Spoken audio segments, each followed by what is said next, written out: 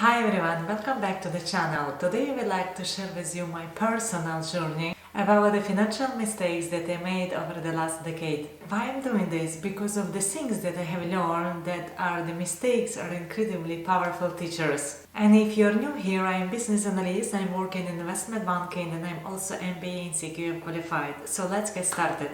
The first concept is about savings. As Warren Buffett famously said, do not save what is left after spending, but spend what is left after saving. This timeless wisdom encapsulates the essence of living below your means. Another powerful quote from The Millionaire Next Door by Thomas Stanley and William Danko is that wealth is what you accumulate, not what you spend. Those ideas remind us that true financial security comes from intentional choices about where our money goes. When I reflect on my journey, one of the most glaring mistakes that I did is not understand the importance of living below my means. For the years, I saw that I was doing great because I was managing to pay my bills in time, and also I was having opportunity to put some money aside for saving purposes. But there is also a kicker. I was spending some amount of my money on the things that completely don't add value to my life. To fix this, I simply implement the rule, pay yourself first.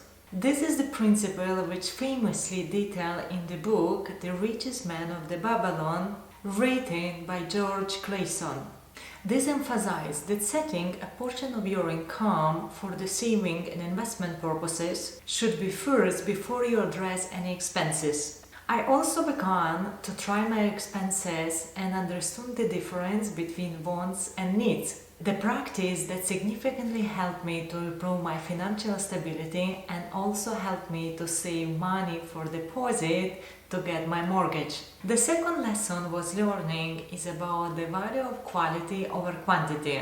For the years, I fell entrapped for chasing the bargains. I would buy the cheapest version whatever I needed, from furniture to electronics, because of that time I was thinking that I was smart because I was saving money.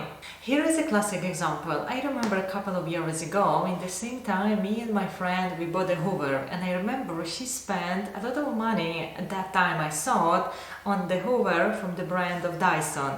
It was approximately maybe 250 or 300 pounds. And that time I was laughing because I said there is no way I would pay that amount of money for a Hoover. I remember that I bought a very cheap version on that time, which actually broke a few months ago. And then I replaced it with another inexpensive Hoover, which of course didn't last. By the time I finally decided to invest in the high quality Hoover, I had spent more on the cheap replacement than better one if I would have bought in the first place. This principle applies on so many areas in your life. Appliance, tools, clothing, even services. While it can be always very painful to spend upfront, buying a good quality will always save money and frustration in the long run. That's why now I live by the mantra, buy once, cry once. But it doesn't mean buying the most expensive option. It's about doing your research, understanding what you are paying for, and find something that actually will last you for a long time. The sore mistake, and arguably the most costly, was not starting to invest earlier. For years, I was avoiding to investing because for me it sounded intimidating. For example, I didn't even keep my money in the saving accounts for the purposes like mortgage. At that time, I didn't know much about different types of the ISAs, which is the saving accounts which are offered in the UK. And I'm sure there are other types of the saving accounts which are offered in the countries from where you are. If I would have enough knowledge about saving accounts at that time, I am sure it would have allowed me to grow my savings more effectively. What I didn't realize at that time is about the power of compound interest. Every year I waited for investing was loss of the potential growth. Let me give you an example. Imagine you invest £5,000 a year starting at the age of 25 and earn an average return of 7% annually. By the time you are 65, you would have over £1 million. Now, if you wait until 35 to start investing the same amount, you would end up with just over 500,000. That is massive difference.